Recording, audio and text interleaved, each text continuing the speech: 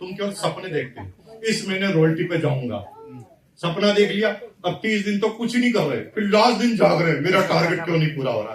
अरे भाई 30 दिन का टारगेट था तो 30 दिन में रोज का टारगेट बनाना चाहिए।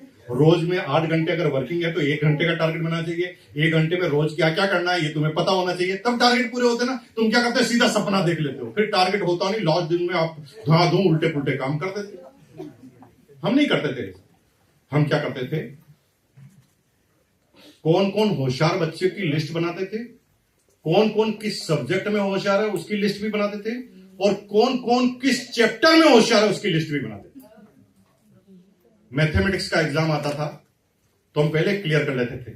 ट्रिग्नोमेट्री का प्रश्न पूछेंगे तो इसी से पूछेंगे, ट्रिग्नोमेट्री में ये होशियार है, परसेंटेज में ये होशियार है, प्रॉफिट एंड लॉस में ये होशियार है। और एग्जाम आता तो उनसे भी ज्यादा नंबर हमारे क्यों आते, क्योंकि ये सारे बच्चे अपने दिमाग से पास होते, हम सबके दिमाग से पास होते।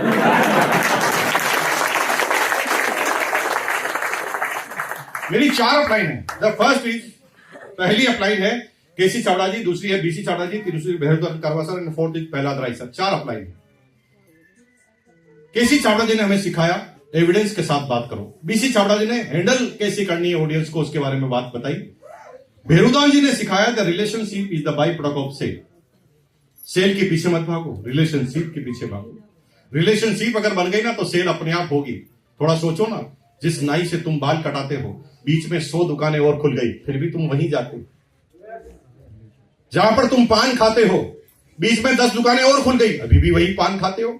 जहां पर तुम ब्यूटी पार्लर में जाते हो बीच में 10 ब्यूटी पार्लर और खुल गए, फिर भी तुम वहीं से लेते हो। किराने की दुकान से जिस समय से आप माल ले रहे हैं बीच में कई दुकानें खुल गई, लेकिन फिर भी आप वहीं से माल ले रहे हो, क्योंकि उस व्यक्ति ने रिलेशनशिप को बिल्ड कर दिया। और जब रिलेशनशिप बिल्ड हो जाती है ना तो सेल चुटकियों का खेल होता है।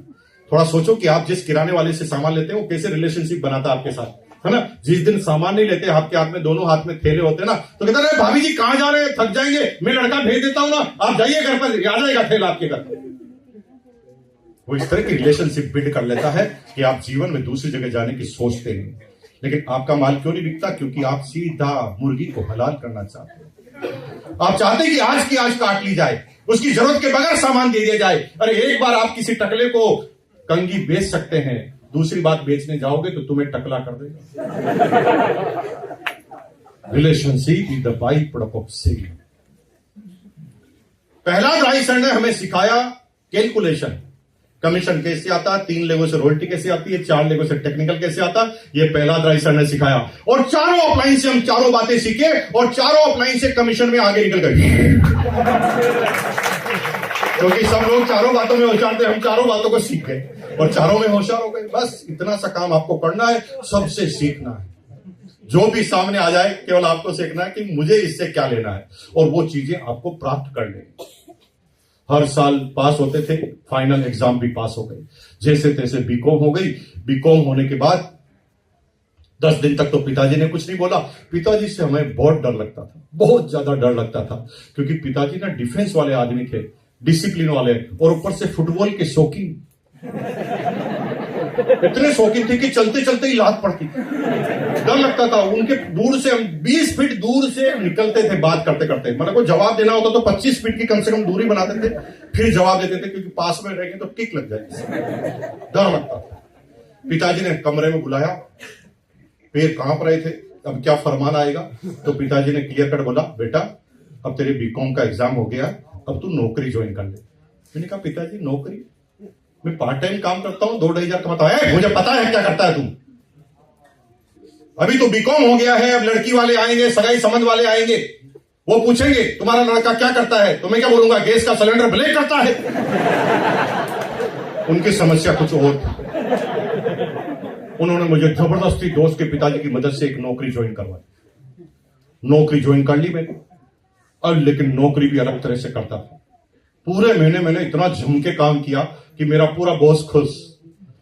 1 महीने बाद सैलरी की बात आई तो मुझे बुलाया गया और कहा शाबाश, वेरी गुड, बहुत आगे जाएगा, सारे नए बीकॉम को हम 700 रुपए सैलरी देते हैं, तुझे 750 देंगे।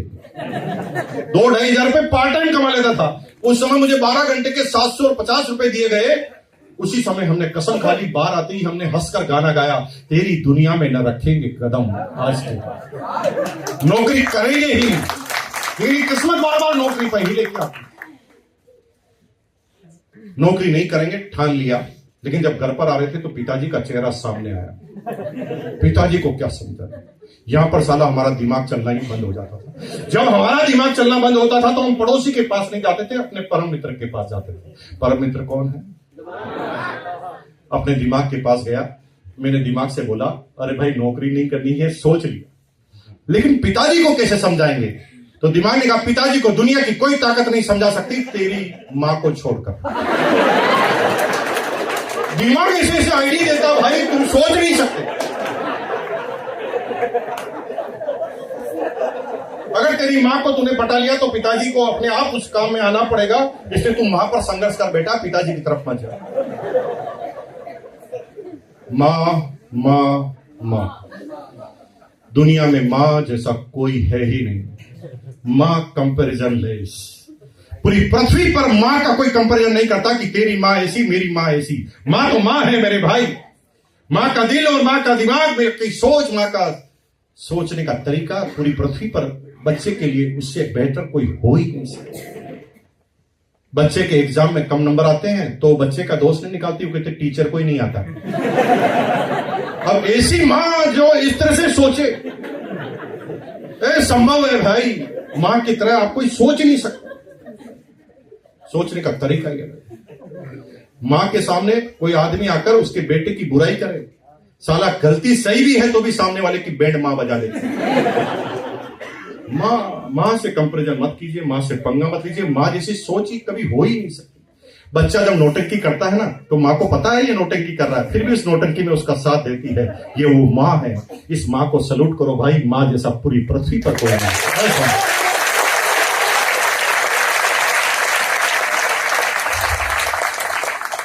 मैं मेरे मां के पास जाने से पहले तैयारी करता था। मैंने पहले कहा कि मैं जब टारगेट पे जाता था तो बिना तैयारी नहीं जाता। कादर खान को अगर भिखारी बनाना है तो सबसे पहले डायरेक्टर उसकी ड्रेस चेंज करता है और भिखारी जैसी शक्ल बनाता है, तभी लोग कहते हैं भिखारी। तो पहले मैं अपने मिरर के सामने गया, कांच के सामने, और पहले शक्ल बिगाड़ी मैंने, ताकि मां को दया आनी चाहिए ना।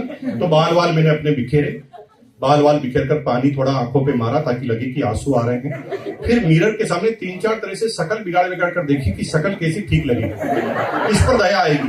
तो जिस शक्ल पर मैं कॉन्फिडेंस था वो मैंने फाइनल किया। तैयारी मेरी कंप्लीट हुई। फिर मैं अपनी मां के पास गया और डायलॉग बोला। डायलॉग नंबर 1, मां बहुत अन्याय हो रहा है मां मेरे साथ। अब मां कोई बच्चे का प्रति अन्याय सहन कर सकती है? वो तुरंत बोली, कौन कर रहा है तेरे साथ अन्याय?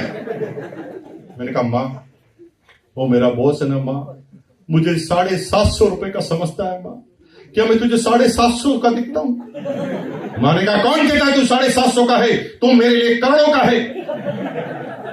मां मैं करोड़ों का हूं या तो तू जानती है या मैं जानता हूं, बापू को कौन समझे? मां को गुस्सा आ गया, तेरा बापू किस खेत की मूली है, आने दे, अभी समझा देंगे उसे। मैं एकदम खुश, एकदम काम हो गया मेरा। अब मां को कल टच ही करना था। मां तो एकदम फायर हो गई, तैयार थी बम फूटने की तरह। तो मां के पास बैठ गए। मैंने कहा जूही बापू आएंगे, हम तुरंत मां को छेड़ देंगे। तो बापू आ रहे कि नहीं आ रहे, हमने पीछे घूमकर देखा तो बापू तो पहले पीछे खड़े थे। पूरी की पूरी वाट लग गई। नौकरी हमें कंटिन्यू करनी पड़ी, लेकिन नौकरी भी अलग तरह से करते थे। सारे बच्चे क्या करते थे, जल्दी काम में फ्री होते, टारगेट पूरा करते और सब लोग चाय की केबिन पे इकट्ठे हो जाते और चाय की केबिन पर इकट्ठे होकर बड़ी बड़ी चर्चाएं करते थे, क्योंकि किसी भी दोस्त की घर पे तो चलती नहीं थी, घर पे तो बीवी की चलती थी। वो बड़ी बड़ी चर्चाएं करते थे, ये विश्व युद्ध होगा कि नहीं होगा, इस बात का वर्ल्ड कप कौन जीतेगा, सरकार किसकी बनेगी, सब फालतू की बातें करते थे। और मुझे भी बुलाते थे, लेकिन मैं नहीं जाता था। मैं जल्दी फ्री होता था तो बॉस की केबिन में जाता था। सब लोग कहते थे मूर्ख आदमी बॉस की केबिन में जाएगा तो बॉस फिर काम बता देगा। मैंने कहा भाई जो सीखना है वही तो सीखेंगे, मुझे चाय बनाना नहीं सीखना तो मैं चाय की केबिन पे नहीं जाता, मुझे बॉस बनना सीखना है तो मैं बॉस की केबिन में जाता हूं, जो मैं जाऊंगा वही सीखूंगा। जिस भी बॉस के केबिन में मैं जाता था उस बॉस के काम हथिया लेता था। 6 महीने बाद बॉस को फ्री कर देता था, बॉस के सारे काम करता था। बॉस इतना खुश होता था कि इंक्रीमेंट पे इंक्रीमेंट लगते थे। पूरे कंपनी के इतिहास में इसे पहली बार हुआ कि 6 साल में 12 इंक्रीमेंट लगे मेरे। 6 साल में 12। 1999 में मेरी सैलरी 13,000 बेसिक थी। डीसी डिस्ट्रिक्ट कलेक्टर की बेसिक सैलरी जब 1997-98 में 9,998 थी, तब मैं 13,000 कमाता था। लेकिन 13,000 पर भी शांति नहीं थी। मेरा बॉस 17,000 सैलरी लेता था, marketing manager, general marketing manager. लेकिन मैं क्या करता था, कंपनी मुझे मार्केटिंग टूर पर भेजती थी, दिल्ली, बॉम्बे, कलकत्ता, चेन्नई। सारे बच्चे है ना घूमते थे, मार्केटिंग के बच्चे। जब एक सारी कंपनी के बच्चे एक सिटी में मिल जाते तो सब खुश होते ना, एक ही बिरादरी के आदमी मिल गए तो सारे खुश होते। सब कहते अरे तू भी यहाँ पर, मैं भी यहाँ पर। फिर आते हैं 8 बजे होटल पर, ढक्कन खोलकर पार्टी करेंगे, ढक्कन खोलकर पार्टी करेंगे। समझाऊं कि समझ गए? I love you. बहुत इंटेलिजेंट लोग हैं आप सब, अपने आप सब समझ आते हैं, मुझे ज्यादा नहीं समझाना पड़ रहा। सब लोग कहते हैं ढक्कन खोलकर पार्टी करेंगे। हम ढक्कन खोल के पार्टी नहीं करते थे। उस जमाने में भी हम क्या करते थे, 50 रुपए जेब से खर्च करते थे, 25 रुपए जेब से खर्च करते थे और सिटी घूमते थे। दिल्ली में आते तो दिल्ली को घूमते, बॉम्बे में जाते तो बॉम्बे को घूमते, मतलब कलकत्ता में जाते तो कलकत्ता को घूमते। कलकत्ता को घूमते वक्त एक ही बात सोचते थे, इस कलकत्ता में ऐसा क्या मिलता है जो मेरे भीलवाड़ा में नहीं मिलता, और जो भीलवाड़ा में नहीं मिलता कलकत्ता से उठा के ले जाऊंगा और भीलवाड़ा में बेच दूंगा, बेच दूंगा, बेच दूंगा, बेच दूंगा, इसको बेच दूंगा, उसको बेच दूंगा, सबको बेच दूंगा। मैं बेचने के अलावा कुछ सोचता ही नहीं। आम आदमी और खास आदमी में अंतर क्या है, यही समझने की कोशिश कीजिए। आम आदमी और खास आदमी में अंतर क्या है, यही मैं समझाना चाहता हूं। मुकेश अंबानी आज भी रात को सोता है तो सोचता है अब क्या बेचूं, साला धनिया बेच दिया, पालक बेच दिया, गोभी बेच दी, अब क्या बेचूं। मुकेश अंबानी आज भी सोता है अब क्या बेचूं, और तुम कहते हो मैं क्यों बेचूं। बस यही अंतर है आप में और कामयाबियों का। लेकिन जो कहता ना मैं क्यों बेचूं, असल में वो बेचता ही है। क्योंकि जहां पर तुम नौकरी करते हो वो नौकरी में पैसा ही तुम्हारे बेचने की वजह से आता है। तुम रेलवे में जॉब करते हो, रेलवे तो बेचता है ना, रेलवे का बिकता है तब तुम्हें सैलरी मिलती है। रेलवे ने तुम्हें बेचने के लिए ही लगाया है। तुम बैंक में जॉब करते हो, बैंक सर्विस बेचता है तब उसका प्रॉफिट आता है, तब तुम्हें सैलरी मिलती है। बैंक तो बेचता ही है और तुम बैंक का बेचते हो इसलिए तुम्हें सैलरी मिलती है। और सेल से ही तो सैलरी बनी है। सेल अगर दूसरों की करते हो तो मिलती है सैलरी, सेल से सैलरी, सेल से सैलरी। लेकिन जब खुद का सेल करते हो तो प्रॉफिट मिलता है। करना है तो खुद का करना, यह हमें उस दिन से पता है। हम कभी 3,000 का चाइनीज सीडी प्लेयर लाते थे, 4,000 में भीलवाड़ा में बेच देते थे। 200 रुपए की हेनरी हिल की शर्ट आती थी, 100 शर्ट एक साथ लाते थे, 300 रुपए में बेच देते थे। क्योंकि भीलवाड़ा में हम एक्सक्लूसिव थे, क्योंकि इतना घूमने का मौका मिलता था। पूरे भीलवाड़ा में किसी के पास इतना घूमने का मौका नहीं मिलता था। मार्केटिंग के आदमी रोज नए स्टेट पे, और ऐसी चीजें भीलवाड़ा में नहीं आ सकती, उनको पोस्टिंग ज्यादा आएगी और हम रेगुलर जाते थे। अब आने जाने का खर्चा तो कंपनी करेगी, साला बिजनेस हमारा हो रहा है। हमने ऐसे कारनामे कर डाले। 13,000 एक्स्ट्रा इनकम होती थी, 13,000 सैलरी, 13,000 एक्स्ट्रा इनकम, 26,000 रुपए पर मंथ। 1999 में 26,000 का मतलब क्या है समझा देता हूं। 1999 में 26,000 का मतलब है आज के 2.25 लाख रुपए।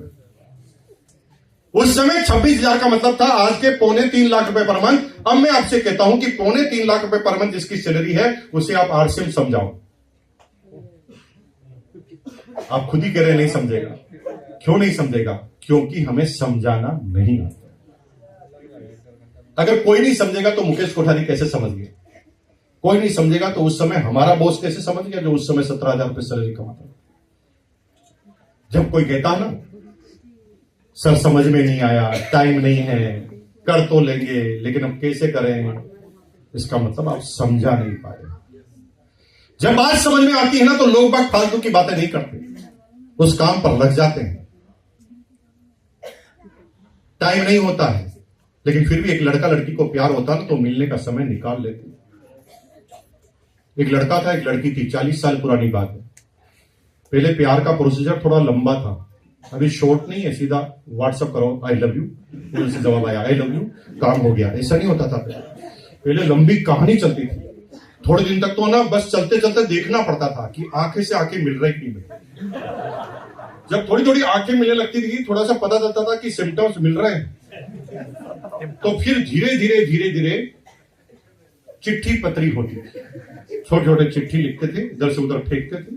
फिर चिट्ठी पत्री के बाद फिर क्या होता था, कैसेट से, मार्केट में जो टेप आती थी, कैसेट आती थी, उसमें गाने भरवा के लाते थे कि हम आपके बारे में क्या सोचते हैं, और थर्ड पार्टी अप्रोच की जाती थी। अगर आमने सामने घर है तो इधर से गाना बजाया जाता, उधर से भी गाना बजाया जाता, पता चलता था कि कितना प्यार है। और लास्ट में सबका एक ही गाना बजता था, जिंदा रहने के लिए एक मुलाकात जरूरी है।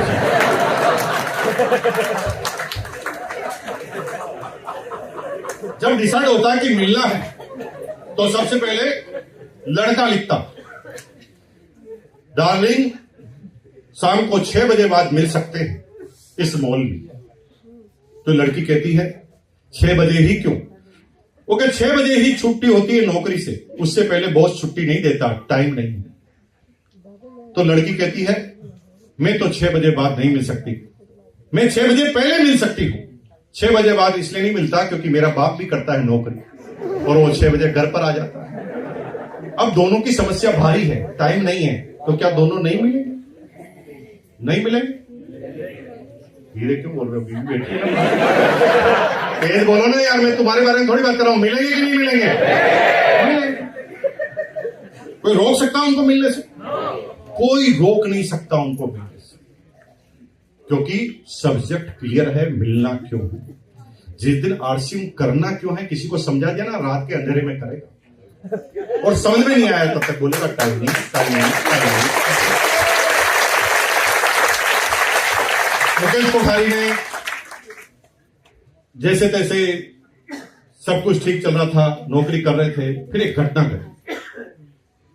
आज मैं आपको एक ऐसी चीज पर ले जाना चाहता हूं, उसको समझने की कोशिश करना, क्योंकि तुम आधी बात मानते हो, आधी नहीं मानते, इसलिए तुम्हारे जीवन में कंफ्यूजन भरा हुआ। क्या आप मानते हैं कि इस पूरी दुनिया की डोर को चलाने के लिए एक परम पिता परमेश्वर है, जिसे हम भगवान, अल्लाह, ईसा मसीह जो भी कहते हैं, जो भी हम मानते हैं धर्म में, लेकिन मानते हैं कि ये एक पावर है, इस पावर से पूरी दुनिया चलती है। यस और नो? इसकी इच्छा के बगैर एक पत्ता भी इस पृथ्वी से हिल नहीं सकता। हेलो, मानते कि नहीं मानते? तो फिर आप 60 किलो के हैं, कैसे हिलकर यहां आ गए? मैं वही समझाना चाहता हूं। एक तरफ तो आप कह रहे पत्ता भी नहीं हिल सकता, और आप यहां कैसे आ गए? पत्ता जब नहीं हिल सकता तो ये गॉड प्लानिंग है, ये चक्रव्यूह रचना करती है। ये ऐसे ऐसे कारनामे, ऐसे ऐसे व्यक्ति के द्वारा, फरिश्तों के द्वारा तुम्हारे पास आता है और तुम्हें उसे समझने का मौका देता है। मेरे साथ एक घटना हुई जो मैं आपको घटना घटित बताना चाहता हूं। मैं 12वीं क्लास में पढ़ता था, मेरा दोस्त जयपुर में पढ़ता था, मैं भीलवाड़ा में पढ़ता था। 2 दिन की छुट्टियों में मैं जयपुर घूमने गया। उस समय बहुत शौक होता था बड़ी सिटी में जाने का, तो मैं 2 दिन के लिए जयपुर गया। 2 दिन तक दोस्त के साथ खूब मजे किए, लेकिन तीसरे दिन जब मैं रवाना हुआ, ट्रेन पे जाने के लिए रवाना होने लगा, तो बॉस ने कहा यार भाई रुक जाना यार, एक दिन और, मन नहीं भरा। मैंने कहा भाई मन तो नहीं भरा मेरा भी, मैं अगली बार आऊंगा तो एक दिन एक्स्ट्रा रुकूंगा, लेकिन आज जाने दे। वो कहा नहीं यार प्लीज, मेरे कहने से मत जा। मैंने कहा बहुत ज्यादा जरूरी यार, जाना पड़ेगा। वो कहा भाई नहीं जा। 8-10 बार उसने बोल दिया। जब उसको लगा कि मुकेश कोठारी मेरी बात नहीं मानता, तो उसने ब्रह्मास्त्र चलाया। उसने कहा अगर आज चला गया तो दोस्ती खत्म। ब्रह्मास्त्र इतना तगड़ा था कि मुझे एक दिन रुकना पड़ा, और रुकने का निर्णय लिया।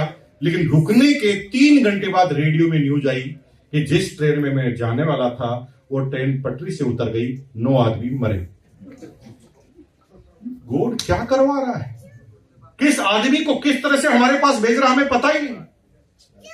आज के 23 साल पहले जब आरसीएम आया था, जब मेरे बॉस ने मुझे बताया था, तो मैं उसे उल्लू का पट्टा समझता था। आज मेरे जीवन का सबसे बड़ा गुरु है। मेरे चमड़े के जूते बनाकर भी उसे पहनाओ ना, तो हमें लगता है कि इसके एहसान को हम जिंदगी में उतार नहीं पाएंगे, लेकिन उस समय एक परिस्थिति नहीं। आज हमारी सोच, आज हमें यहां पर लेकर आए गए हैं। कुछ लोग तो ऐसे हैं जो पिछले 10 साल से आरसीएम को जानते हैं, लेकिन 10 साल से एक भी मीटिंग में नहीं गए, आज आए। क्यों भाई? 10 साल पहले भी तो आ सकते थे, आज ही क्यों? गॉड प्लान, ये चक्रव्यूह घुमा रहा है भगवान। 10 साल से हम बहाने बनाते जा रहे थे, आज आना पड़ा। कुछ लोग तो ऐसे हैं जो पिछले 4 महीने से हर महीने सामने वाले को चक्कर दे रहे थे। आज पेट खराब है, आज सिर खराब है, आज बीवी की तबीयत खराब है, आज मेरी तबीयत खराब है, लेकिन आज आ गया। कुछ लोगों तो ऐसे भी हैं अभी तक जिनकी शक्ल से लग रहा है कि किडनैप करके लाए, लेकिन गॉड प्लानिंग है। किस जगह से, कहां से, क्या करने से आप कहां पर जाएंगे, ये पूरी चक्रव्यूह पर ही रचना हो जाती है। मेरे साथ ऐसे ही घटना घटी। अभी के हिसाब से 2.25 लाख सैलरी मानिए आप, सब कुछ ठीक था, लेकिन मुझे पता था, मेरे भगवान को मुझे पता था कि भगवान जानता था कि ये छोटे मोटे आदमी थे तो समझेगा ही नहीं, इसलिए उसने चक्रव्यूह की रचना की बड़े व्यक्ति से। आप में से कोई आदमी मुझे बुलाता तो शायद मैं मना कर देता, लेकिन मुझे बुलाने वाला था मेरा बॉस, और बॉस के सामने मेरी चलती नहीं थी। बॉस मेरे पास लंच में आया सैटरडे के दिन और मुझे धीरे से कहता, मुकेश कल संडे है, 10 बजे मेरे घर पर आ, एक छोटा सा काम है, 1 घंटे में फ्री कर दूंगा। तो मुझे बड़ा शंका हुई, मैंने कहा ये संडे को खराब करने की प्लानिंग और साजिश रच रहा।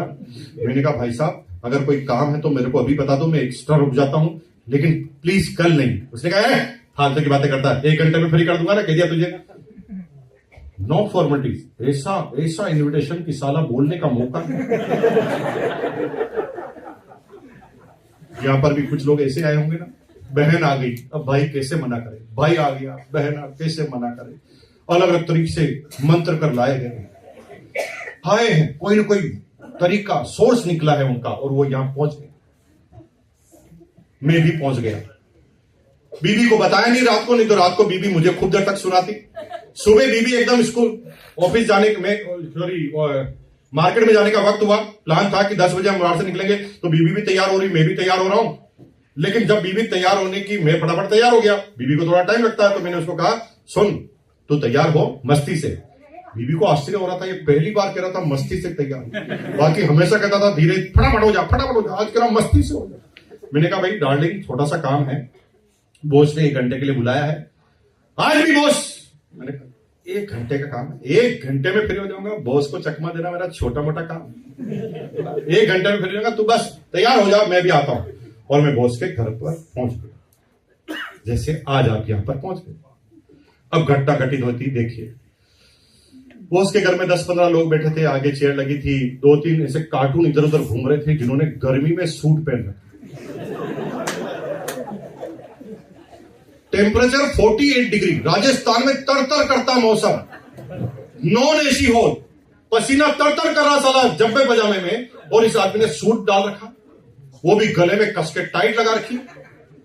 मेरे परम मित्र से मैंने पूछा, परम मित्र कौन है? मैंने परम मित्र से पूछा अरे ये किस प्रदेश के आदमी है, इनको इतनी सर्दी क्यों लग रही है? तो परम मित्र ने कहा चुप, माइंड योर बिजनेस, क्या करने आया है उस काम पर ध्यान दे, ये सर्दी में पजामा पहने की चड्डी पहने, तेरे को लेना देना क्या? मेरा बात तो एकदम सही है। फिर मैंने उस बात पे सोचना बंद किया। फिर थोड़ी देर बाद एक कार्टून ने फंक्शन चालू किया, वो आगे आया और आते कहा भाई और बहनों ये जोश का बिजनेस है। मैं और कंफ्यूज हो गया, मैंने कहा ले अब ये जोश का भी बिजनेस करेंगे, तो जोश की पैकिंग कैसे करेंगे, जोश को तोलेंगे कैसे, जोश का हिसाब किताब कैसे होगा, मूर्खों की तरह बात कर रहे हैं, कोई जोश का भी बिजनेस होता है। हम एकदम शांत बैठे रहे, सोच रहे थे कि आगे, क्योंकि परम मित्र से एक बार पहले डांट दिया तो बार बार क्या पूछे। तो फिर दूसरी बात का इंतजार करने लगे, तो दूसरा आदमी आया, दूसरे आदमी ने कहा भाइयों और बहनों ये जोश का बिजनेस है, इसलिए बजाओ ताली। और इतनी हंसी आई, मैंने कहा तू एक लाइन तो बोल तो ताली बजाऊं, साला अभी तक एक लाइन नहीं बोली और कह रहा ताली बजाओ, हम क्या ताली बजाने के लिए पैदा हुए हैं, नहीं बजाएंगे ताली। और मैंने एक ताली नहीं बजाई, और यहां पर भी जो ताली नहीं बजा रहा हूं मेरे को भाई नजर आ रहा, मेरा बिल्कुल सगा भाई, तो भी ताली नहीं बजा रहा, मैं भी ताली नहीं बजा, एक भी ताली नहीं, कोई ताली वाली नहीं। फिर तीसरा कार्टून आया, मेरे आने से पहले यहां पर भी कई कार्टून आए होंगे सभी जगह। तीसरा कार्टून आया, तीसरे कार्टून ने आते ही बोला भाई और बहनों अब हम आपके सामने बुलाने जा रहे हैं इस पृथ्वी के सबसे बड़े कार्टून को, सबसे लास्ट में। यहां सबसे लास्ट में कौन आया? बहुत समझदार लोग हैं, आई लव यू। आज के कार्टून हम ही हैं, जैसे उस दिन के कार्टून थे हमारे ग्रेट ग्रेट अप्लाइन श्रीमान बीसी छाबड़ा साहब, जिसके बारे में आपसे बीसी छाबड़ा जी आए स्टेज पर, 48 साल की उनकी उम्र थी, काला कलर का सूट, गोरा कट, उनका चेहरा, बात करने का स्टाइल, बात करने का ऐसा सलीका था कि साला हंसी मजाक में वो कैसी बातें कर जाते थे, डायलॉग तो उनके मुंह पर रहते थे, बातों बातों में कितने कविताएं बना देते, डायलॉग बनाते थे, बात करने का ऐसा अहम तरीका मेरी जीवन में पहली बार देखा। और भाई साहब मैं तो 1 घंटे बाद भूल ही गया कि मैं क्यों आया हूं, और मैं तो उनको सुन रहा, इतना हंस के सुन रहा, मैं मुस्कुरा रहा, ताली बजा रहा। जब मैं ताली बजाता था ना तो मुझे बॉस मेरे को देख देख के मुस्कुराता था। यहाँ पर भी आप नए हैं और आप मुस्कुराएंगे तो देखना आपको जो लेकर आया वो बहुत खुश होगा। तेरा काम हो गया।